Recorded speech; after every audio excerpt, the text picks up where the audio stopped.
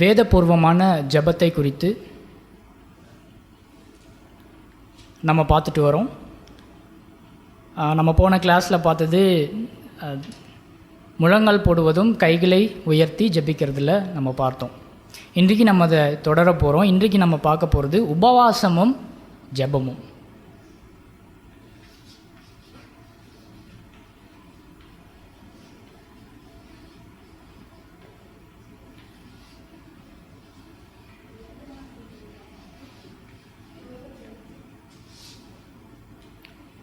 உபவாசமும் ஜெபமும் இதை குறித்து தான் நம்ம இன்றைக்கு ஸ்டடி பண்ண போகிறோம்.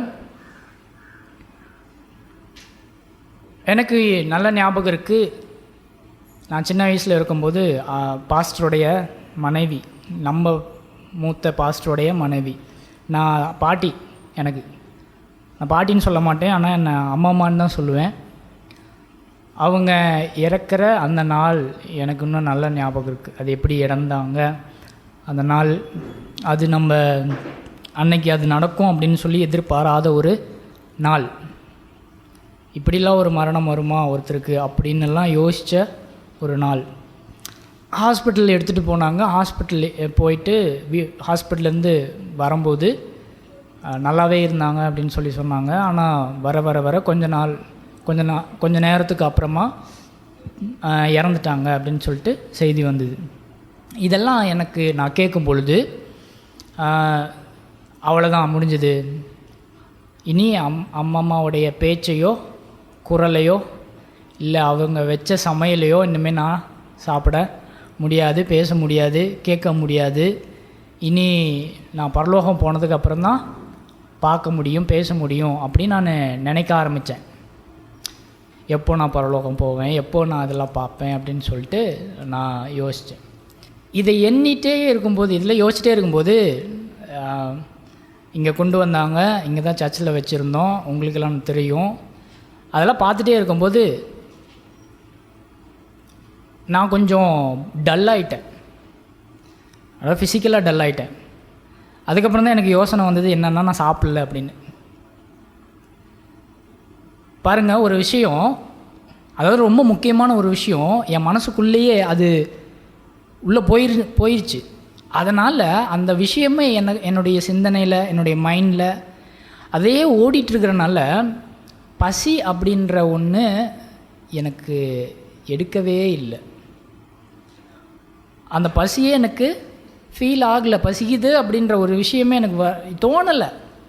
ஆனால் அந்த ஸ்ட்ரென்த் இல்லைன்னு தெரியுது, ஆனாலும் பசி அப்படின்னு ஒன்று வரவே இல்லை. ஏன்னா என்னுடைய யோசனையெல்லாம் ஃபுல்லாகவே வேற ஒரு யோசனை ஃபுல்லாகவே இருக்கிறதுனால பசி அப்படின்றது ஒன்று இல்லை. இந்த மாதிரி ஒரு சூழ்நிலை உங்கள் வாழ்க்கையில் கண்டிப்பாக நடந்துருக்கும். உங்கள் நண்பர்களோ இல்லை உங்களுடைய லைஃப்பில் இருக்கிறவங்க யாரோ ஒருத்தர் இந்த மாதிரி சம்பவம் உங்கள் லைஃப்பில் நீங்கள் ஃபேஸ் பண்ணும்போது உங்களுக்கு பசி அப்படின்னு ஒன்று கண்டிப்பாக இருந்திருக்காது.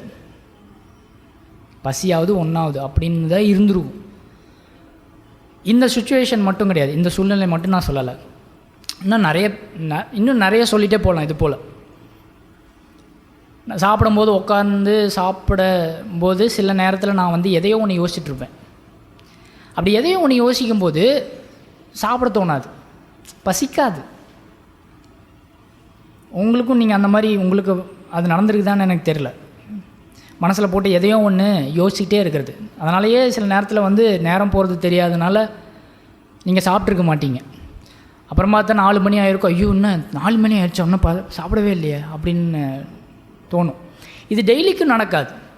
எப்போயாவது ஒரு நாள் ஏதோ ஒன்று நீங்கள் யோசிக்கும்போது அந்த யோசனைகள் உங்களை என்ன பண்ணுதுன்னா உங்களை கண்ட்ரோல் பண்ணிடுது. அந்த யோசனைகள்லாம் கண்ட்ரோல் பண்ணதுனால பசி அப்படின்னு ஒன்று நமக்கு தோன்றது கிடையாது. இந்த ஒரு விஷயம் நான் ஏன் சொல்கிறேன்னா, உபவாசத்தை பற்றி தெரிஞ்சுக்கிறதுக்கு இந்த மாதிரி ஒரு விஷயம் நமக்கு உதவி செய்யுது. இதிலிருந்து உபவாசம் என்றால் என்ன, அது எப்படி இருக்கணும் அப்படின்ற ஒரு விஷயம் நமக்கு சொல்லி கொடுக்குது. இந்த மாதிரி விஷயங்கள் எல்லாம் நம்ம அதை பற்றி தான் நம்ம இன்றைக்கி பார்க்க போகிறோம். வேதத்தில் உபவாசம் என்பது பல சூழலில் ஜனங்க இருந்திருக்கிறாங்க. டிஃப்ரெண்ட் கான்டெக்ட்ஸில் ஜனங்க உபவாசம் இருந்திருக்கிறாங்க. எல்லாத்துக்கும் ஒரே காரணத்துக்காக உபவாசம் நாம் இப்போ இருந்துகிட்ருக்கோம். இப்போ நம்ம உபவாசம் டக்குன்னு எடுத்த வாட்டினா உபவாசம்ன்றோம். எதுக்கு உபவாசம் இருக்கிறோன்னு நமக்கும் தெரிய மாட்டேங்குது. உபவாசம் இருந்து என்ன வரும், அது எதுக்கு உதவும் அப்படின்றதும் நமக்கு தெரிய மாட்டேங்குது. ஆனால் நம்ம வெறுமனே நம்ம என்னவா இருக்கிறோம், உபவாசம் இருக்கிறோம் அப்படின்னு சொல்லி நம்ம சொல்கிறோம். இப்போ வேதத்தில் இந்த உபவாசத்தை பற்றி நம்ம ஜபத்தோடு நம்ம பார்த்துட்ருக்கிறனால இந்த உபவாசத்தை பற்றி நம்ம சரியான ஒரு விஷயம் பைபிளில் சொல்லப்பட்டிருக்கு. அதை நம்ம புரிஞ்சுக்கணும். வேதத்தில் டிஃப்ரெண்ட் சுச்சுவேஷனில், வித்தியாசமான சூழலில் ஜனங்க உபவாசம் இருந்திருக்கிறாங்க. எந்தெந்த நிலையில் உபவாசம் இருந்திருக்கிறாங்க? முதல் காரியம் பாருங்கள், அன்புக்குரியவர்கள் இறக்கும்போது உபவாசம் இருந்திருக்காங்க. அன்புக்குரியவர்கள் இறக்கும்போது, அன்புக்குரியவர்கள் அப்படின்னு நான் சொல்கிறதுனா நமக்கு நெருங்கின யார் இருந்தாலும் சரி, நம்ம அவங்கள நேசிச்சிருப்போம் இல்லையா, அந்த மாதிரி ஒரு ஜனங்க இறக்கும்போது பைபிளில் உபவாசம் இருந்திருக்கிறாங்க. 2 சாமுவேல் முதல் அதிகாரத்தில் நாம் அதை பார்க்க முடியும். 2 சாமுவேல் முதல் அதிகாரம் 11வது வசனமும் 12வது வசனமும். அப்பொழுது தாவீதும் அவனோடு இருந்த சகல மனுஷரும் தங்கள் வஸ்திரங்களை கிழித்து கொண்டு, சவுலும் தன் குமாரனாகிய யோனத்தானும் கர்த்தருடைய ஜனங்களும் இஸ்ரவேல் குடும்பத்தாரும் பட்டயத்தாலே விழுந்தபடியினால் புலம்பி அழுது சாயங்காலம் மட்டும் உபவாசம் இருந்தார்கள். இங்கே தாவீது மட்டும் இல்லாமல் கூட இருக்கிற ஜனங்கள், இஸ்ரவேல் குடும்பத்தார் எல்லாருமே என்ன ஆனாங்கன்னா, சண்டை போட்டு இறந்து போயிட்டாங்க இஸ்ரவேல் ஜனங்கள் எல்லாம். இப்போ இறந்ததுனால தாவீது என்ன பண்ணுறாரு, உபவாசம் பண்ணுறாரு. இங்கே எதுக்கு உபவாசம் தாவீது இருக்கிறாரு? அன்புக்குரியவர்கள் என்ன ஆயிட்டாங்க, இறந்து போயிட்டாங்க. அதனால் உபவாசம் இருக்கிறார். இப்போ இந்த உபவாசம் முதல் இந்த விஷயம் எதுக்கு உபவாசம் இருக்கிறாங்கன்னா, உறவினர்களோ நண்பர்களோ தன்னுடைய துக்கத்தை உபவாசம் செய்து கர்த்தருடைய ஆறுதலை பெறுவதற்காக. ஸோ உபவாசம் இருந்து ஜெபிக்கும்போது அன்புக்குரியவர்கள் இறந்து போயிட்டாங்க, அவங்கள நம்ம மிஸ் பண்ணிடுறோம். இனிமேல் மிஸ் பண்ணிட்டோம், அவ்வளோதான், முடிஞ்சுது. இனிமேல் நம்ம இந்த உலகத்தில் பார்க்க முடியாது. இனிமேல் கர்த்தர் வருகின்ற நாட்களில் தான் பார்க்க முடியும். ஸோ அது வரைக்கும் நம்ம இந்த உலகத்தில் தான் இருக்க போகிறோம், அவங்கள மிஸ் பண்ணிட்டு தான் இருக்க போகிறோம். அந்த விஷயம் என்ன இல்லையே என் கூட அப்படின்றத நினச்சா என்ன பண்ணுறது? ஏதோ ஒரு நமக்கு ஆறுதல் வேணும் இல்லையா? அப்போ அதுக்கு தான் அந்த உபவாசம் இருந்து கர்த்தருடைய ஆறுதலை பெறுகிறார்கள். இப்போ முதல்ல அன்புக்குரியவர்கள் இருக்கும்போது ஜனங்க உபவாசம் பண்ணாங்க. இரண்டாவது பாவத்திலிருந்து மனம் திரும்புதலையும் மன்னிப்பையும் அடையாளமாக காட்டுவதற்கு உபவாசம் இருந்திருக்காங்க. 2வது விஷயம் பாருங்கள், பாவத்திலிருந்து மனம் திரும்புதல், மன்னிப்பு, இதை அடையாளப்படுத்தி காட்டணுன்றதுக்காகவும் உபவாசம் இருந்திருக்காங்க. இந்த 2வது நான் இப்போ சொல்கிறது கண்டிப்பாக நாம் இது வரைக்குமே இதனால் இந்த காரணத்தினால நம்ம உபவாசமாக இருந்தது கிடையாது. எத்தனை பேர் நம்ம உண்மை இல்லை தானே? யாராவது ரட்சிக்க பண்ணுன்றதுக்காக, இல்லை பாவத்திலேருந்து என்னுடைய கணவனோ மனைவியோ பிள்ளையோ மனம் திரும்பணும், மன்னிப்பை பெறணும் அப்படின்றதுக்காக உபவாசம் இருந்திருக்கிறோமா? இல்லை, இருந்திருக்க மாட்டோம் இல்லையா? அப்போது இந்த மாதிரியும் உபவாசம் இருந்திருக்கிறாங்க. யோனா தீர்க்க தரிசன புஸ்தகம் 3வது அதிகாரம் 5வது வசனம்.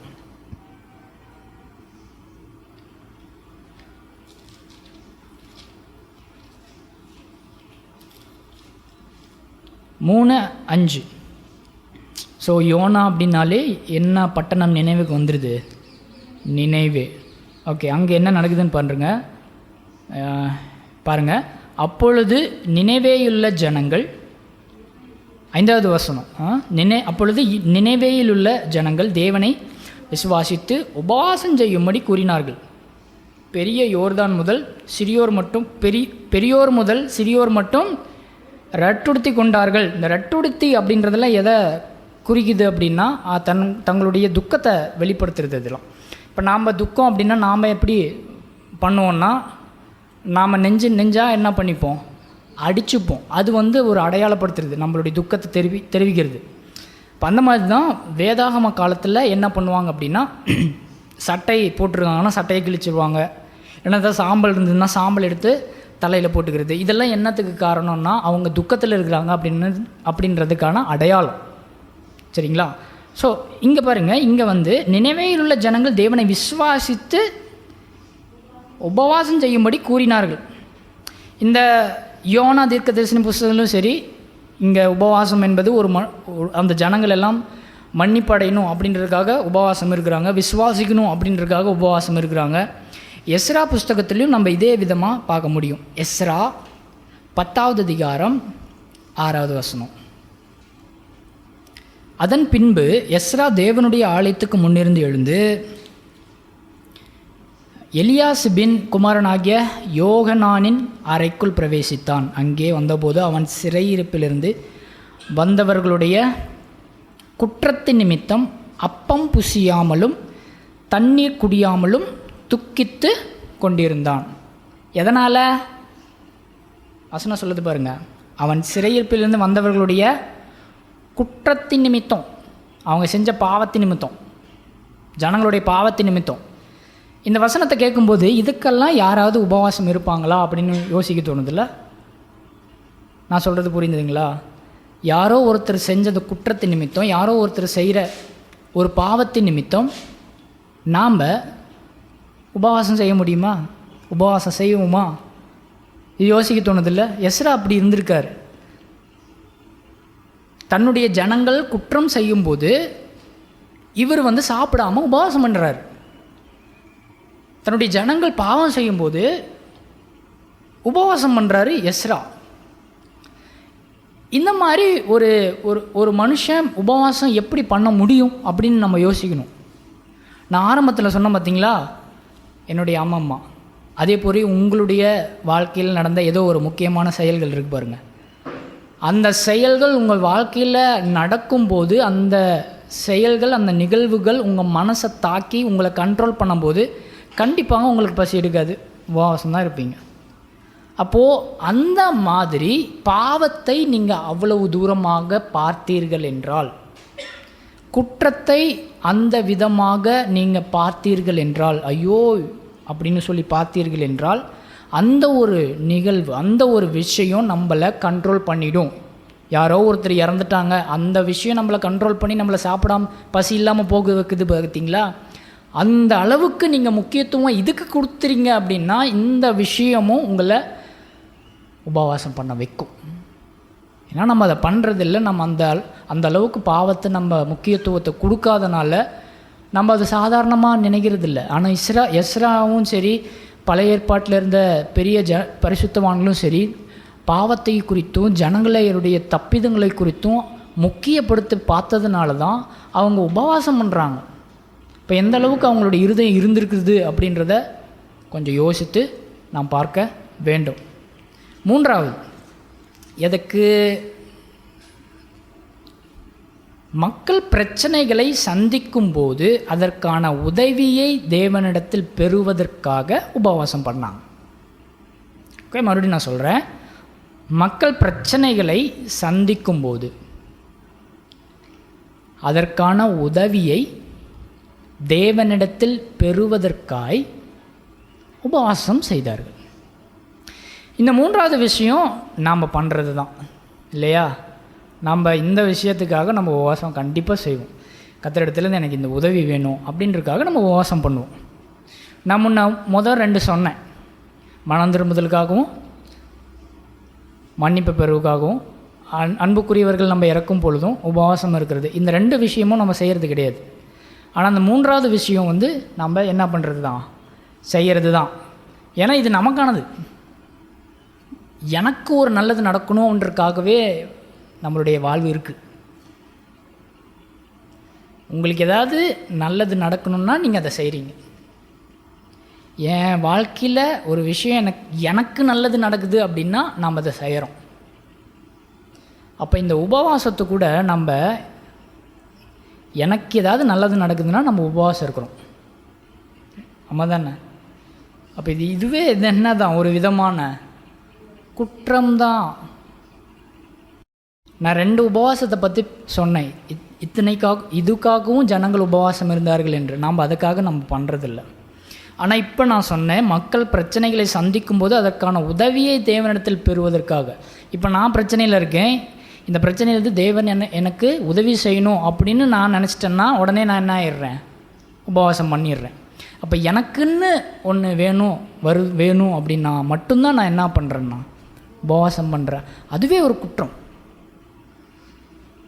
ஆனால் ஜனங்கள் இதுக்காகவும் உபவாசம் இருந்தார்கள். நாமளும் அதை பண்ணுறோம். 2 நாளாகமும் 20வது அதிகாரம் 3வது வசனத்தில் நம்ம அதை பார்க்க முடியும். அங்கெல்லாம் நம்ம அந்த வசனத்தை நீங்கள் படிக்கும்போது இஸ்ரவேல் ஜனங்களை பழைய ஏற்பாடு பொறுத்த வரைக்கும் எல்லாமே போர் தான், சண்டை காட்சிகள் தான் அதிகமாக நீங்கள் படிப்பீங்க. ஸோ இஸ்ரவேல் ஜனங்கள் தேசத்துக்கு எதிராக ஒரு தேசம் வருது, புறஜாதி தேசம். அந்த தேசத்தை இஸ்ரவேல் ஜனங்கள் பார்த்து பயப்படுறாங்க.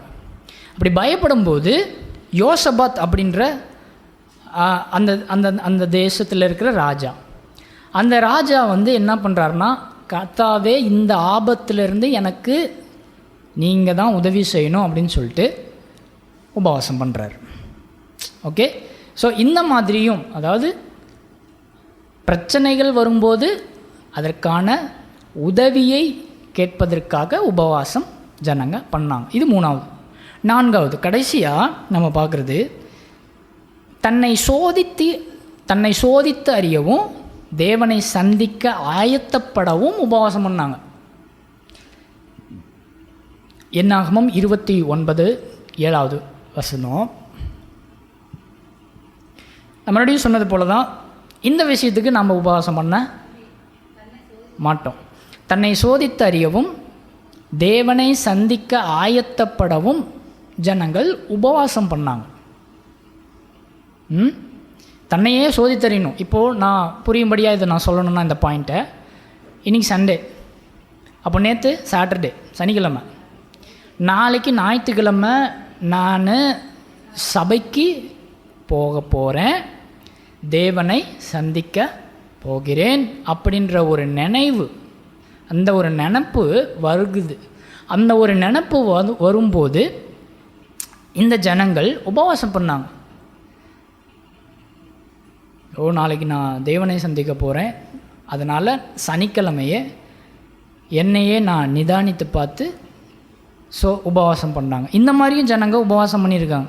ஸோ 4வது பாயிண்ட்டும் நாம் பண்ணுறது இல்லை. நம்ம தேவனை சந்திக்க போகிறேன், தன்னை தானே சோதித்து தருகிறேன் அப்படின்றதுக்காக நம்ம உபவாசம் பண்ணுறது அந்த பழக்கம் இன்னமும் இல்லை. ஸோ இந்த 4 விஷயங்களை நான் இப்போது சொல்லியிருக்கேன். இந்த 4 விஷயங்களுக்காகவும் மக்கள் வேதத்தில் உபவாசம் பண்ணாங்க.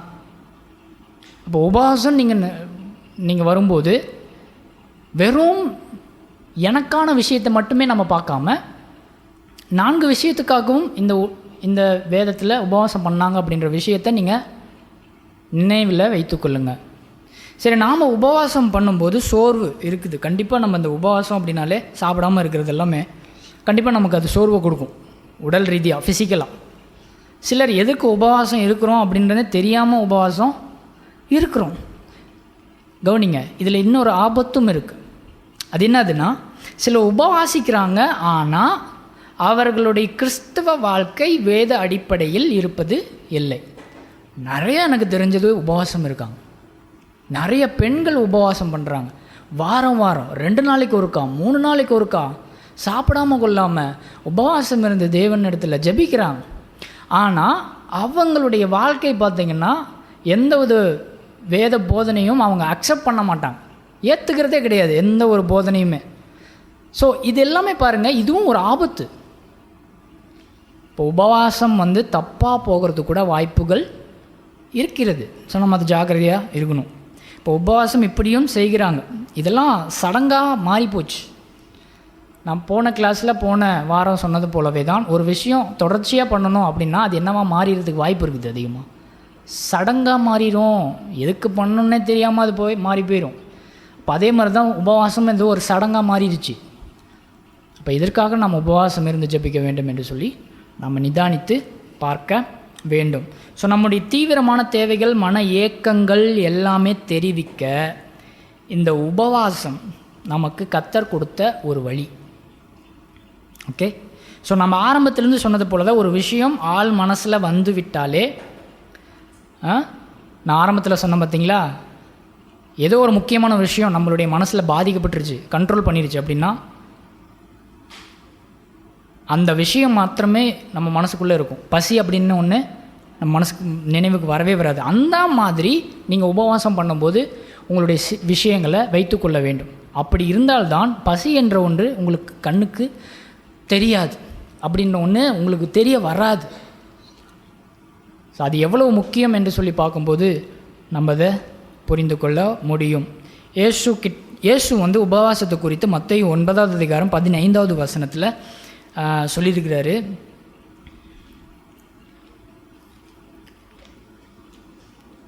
மத்தேயு 9:15.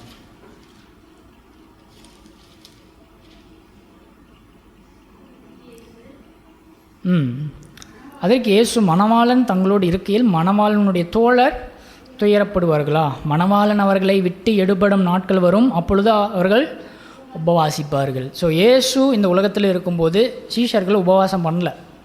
ஆனால் இயேசு உயிர் தெழுந்து பரமேறி சென்று பரலோகத்துக்கு போய் பிதானுடைய வலது பார்சத்தில் உட்கார்ந்ததுக்கு அப்புறமா உபவாசம் என்ற ஒன்று சபையில் வந்துருச்சு. இப்போ உபவாசம் என்பது எதனால் நம்ம ஜெபிக்கிறோம்? நம்மளுடைய தீவிரமான தேவைகள், மன ஏக்கங்கள், இந்த மாதிரி எல்லா விஷயம், நான் இப்போ 4 விஷயத்தை சொன்னேன், அது எல்லாமே நம்மளுடைய ஆள் மனசில் போய் தேவனிடத்தில் நம்மளுடைய ஏக்கங்களை தெரிவிப்பதற்காக கர்த்தரால் உண்டு பண்ண ஒரு கிருபை தான் இந்த உபவாசம். ஸோ உபவாசம் இருந்து தேவனிடத்தில் நம்ம ஜெபிப்போம்.